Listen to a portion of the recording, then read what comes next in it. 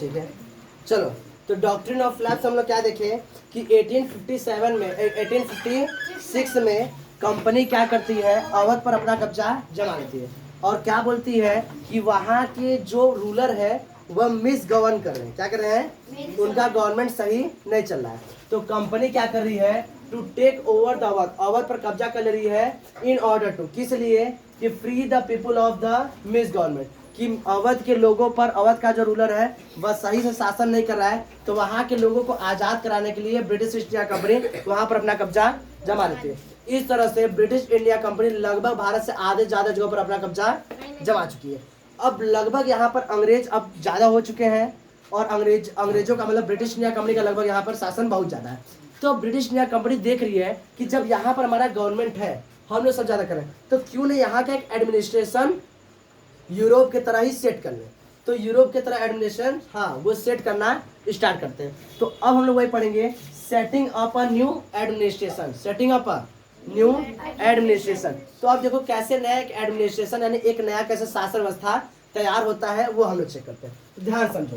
तो by the time of the Warren Hasting, by the time of the Warren Hasting, ठीक है, Warren Hasting के समय, Warren Hasting क्या है, ब्रिटिश इंडिया कंपनी के फर्स्ट जनरल गवर्नर है। याद रखना, who was the first general governor general? तो वॉरेन हेस्टिंग। तो क्या बताओगे, by the time of the Warren Hasting the company had acquired the power in Bengal. तो कंपनी ने क्या किया, बंगाल में अपना क्या कर दिया, टेरिटरी स्टैब्लिश कर लिया। उसके साथ साथ वहाँ कहाँ पर और कब्जा जमा चुका है, मद्रास में कब्जा जम चुका है और बंगाल में भी कब्जा जम चुका है। क्या बताओगे, in the time period of the Warren Hasting who was the first governor general, जो ब्रिटिश इंडिया कंपनी के फर्स्ट गवर्नर थे, उनके समय में कंपनी ने किस जगह पर कब्जा कर चुका है, तो बंगाल में कब्जा कर लिया था, मद्रास और साथ मद्रास और बॉम्बे में, जिसका नाम अब मुंबई है, इन जगहों पर अपना कब्जा जमा चुका था। अब कंपनी देख रही कि जब मेन जगहों पर हमारा कब्जा है तो क्यों ना यहाँ का एडमिनिस्ट्रेशन यूरोप के जैसा ही हो जाए। तो ऐसा करने के लिए सबसे पहले ब्रिटिश इंडिया कंपनी क्या करती है, इन सभी जगहों को प्रेसिडेंसीज में बांट देती है। इन सभी को क्या करती है, अलग अलग एडमिनिस्ट्रेशन में डिवाइड करती है।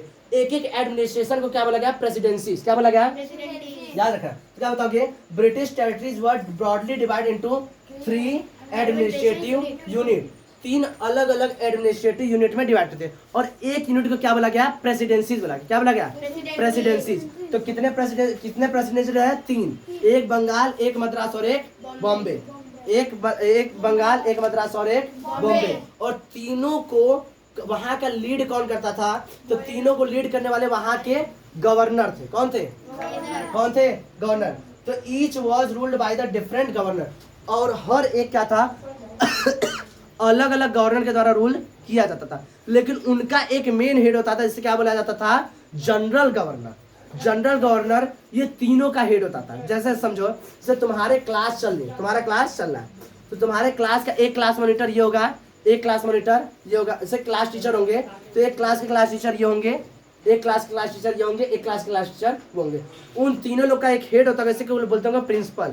इसी तरह वहां का भी एडमिनिस्ट्रेशन सिस्टम बना दिया गया था कि पूरे अपने टेरिटरी को 3 अलग अलग क्या करता है, एडमिनिस्ट्रेटिव यूनिट में बांट दिया गया और एक एडमिनिस्ट्रेटिव यूनिट को क्या बोला गया, प्रेसिडेंसीज। क्या बोला गया, और हर एक प्रेसिडेंसीज एक एक गवर्नर के द्वारा रूल किया जाता था। उन गवर्नर का हेड जो होता था, जैसे क्या बोलते हैं, जनरल गवर्नर। इस समय फर्स्ट जनरल गवर्नर कौन था, वॉरेन हेस्टिंग। कौन था, वॉरेन हेस्टिंग। बात समझ रहा है। तो and the supreme head of the administration was the general governor, और जो सुप्रीम हेड था वो क्या बोला गया, जनरल गवर्नर। अब यहाँ का शासन व्यवस्था एक तरह सुदृढ़ बनाने की तैयारी चल रही है। यहाँ तक समझने में किसी को दिक्कत? अब आगे हम लोग और डिटेल में समझेंगे इसको। चलो अब ध्यान देखो, अब होता क्या है कि फ्रॉम 1772 नया एडमिनिस्ट्रेटिव सिस्टम स्टार्ट होता है। इसी में एक बहुत ही बेहतरीन जबरदस्त कदम ब्रिटिश गवर्नमेंट उठाती है और इंडियन के जस्टिस सिस्टम को चेंज कर देती है। ब्रिटिश ईस्ट इंडिया कंपनी यहाँ पर देखती है कि जब पूरा शासन व्यवस्था हमारा है और हम लोग जब यहाँ पर रह रहे हैं, तो क्यों ना यहाँ का जस्टिस सिस्टम जो है उसको यूरोप जैसा ही बना दे। तो इस तरह बनाने के लिए 1772 से ब्रिटिश इंडिया कंपनी वहाँ का पूरा क्या होता है जस्टिस सिस्टम क्या करती है, चेंज ला देती है। क्या चेंज लाती है, क्या सिस्टम बनाती है, वो हम लोग आगे देखते हैं। पहले होता क्या था, इंडिया में कोई अगर विवाद होता था तो एक गांव में एक मुखिया होता था, मुखिया जो क्या करता था, कई सरपंच होते थे, उसका एक मुखिया रहता था, वही क्या करता था, एक तरह से फैसले सुनाता था। जब उनसे नहीं हो पाता तो राजा के पास मंत्री करते थे, मंत्री से नहीं तो राजा के पास, इस तरह होता था। लेकिन जब ब्रिटिश इंडिया कंपनी जब पूरा शासन कर रही है तो वह पूरा का पूरा जस्टिस सिस्टम क्या करती है, चेंज कर देती है। इससे क्या होता है, बहुत सारे फायदे भी होते हैं, और ये जस्टिस सिस्टम इतना बेहतरीन रहता है कि आज भी हम लोग उसी सिस्टम को ही फॉलो करते रहे और धीरे धीरे उसमें क्या करते हैं, सुधार करते हैं। बात समझ रहा है, यह सिस्टम क्या रहता है, ध्यान समझो। तो क्या होता है, from 1772 a new system of justice was establish. 1772 से एक नया जस्टिस सिस्टम क्या होता है, इस्टेब्लिश होता है।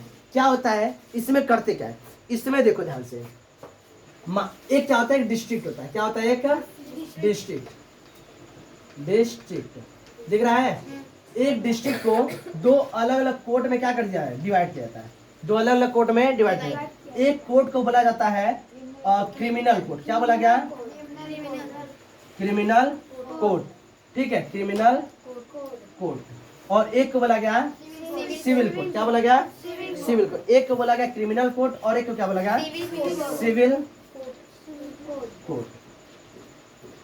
इस तरह से हर एक डिस्ट्रिक्ट में दो कोर्ट में डिवाइड कर दें।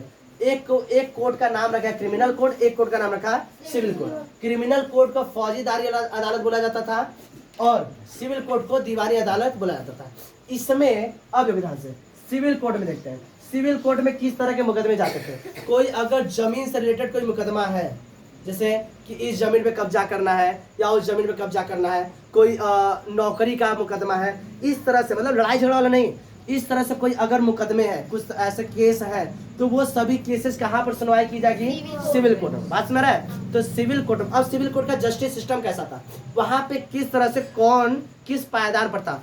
जैसे अदालत होता है, कचहरी, तो कचहरी में क्या होता है, वकील होते हैं, एक क्या होता है, जज होता है, इसी तरह उसमें भी सिस्टम था। आज हम लोग उसी तरह फॉलो करते कि नहीं, उसी तरह कोर्ट है।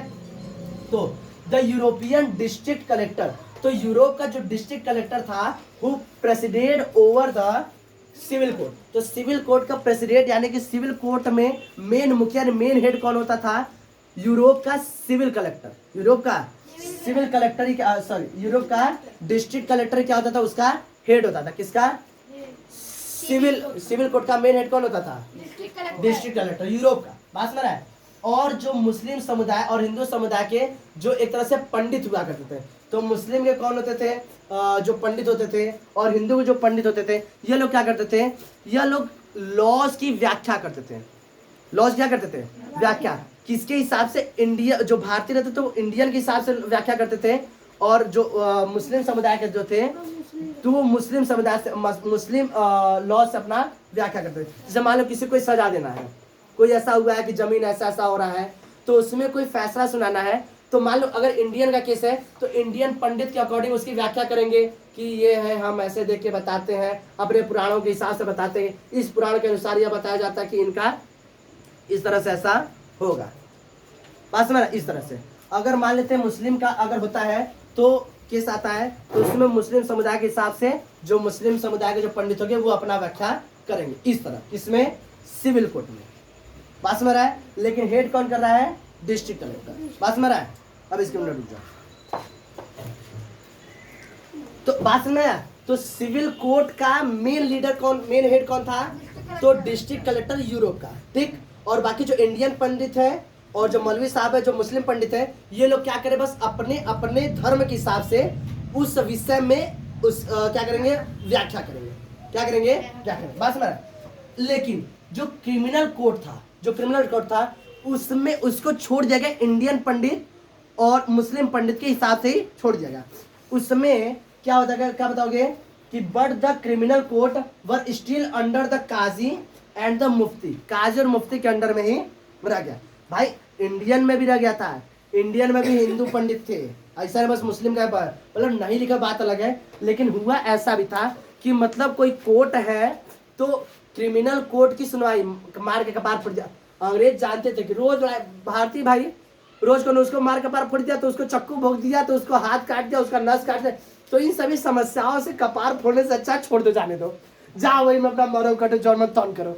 लेकिन जो बड़े बड़े इसमें अंग्रेजों का फायदा था, देखो कितना बड़े अंग्रेजों का फायदा था, उसको अपने अंडर में रखें। बाकी छोटी छोटी सब क्या कर दिए, क्या जाओ मरो वही में।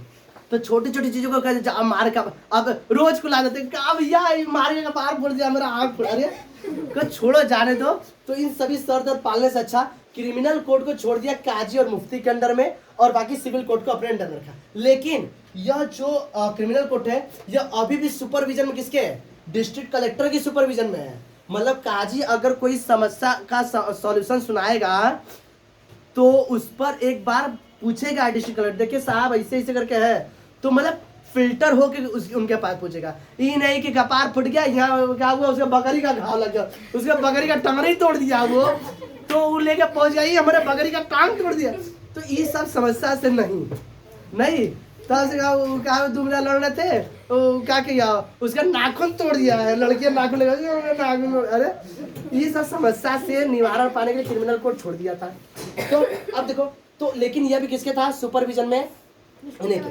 तो काजी क्या होते थे, काजी जो मेन एक तरह से क्या होते थे, जैसे जज होते उस तरह, और मुफ्ती क्या करते थे, मतलब बताते थे कि हाँ ये ऐसे किया है, ऐसे किया है, ये उसको मारा है, ये सबूत है, वो सबूत है। तो वकील की तरह काम करते मुफ्ती, और काजी क्या था, उस समय जज की तरह रहते थे। लेकिन जब कोई फैसला सुनाना रहता था तो एक बार सुपरविजन किससे जाता था, मतलब डिस्ट्रिक्ट कलेक्टर से जाता है। यहाँ तक हमने किसी को दिक्कत, बात समझ रहा है, आगे बढ़ा जाए, इसको देख लो इतना ही।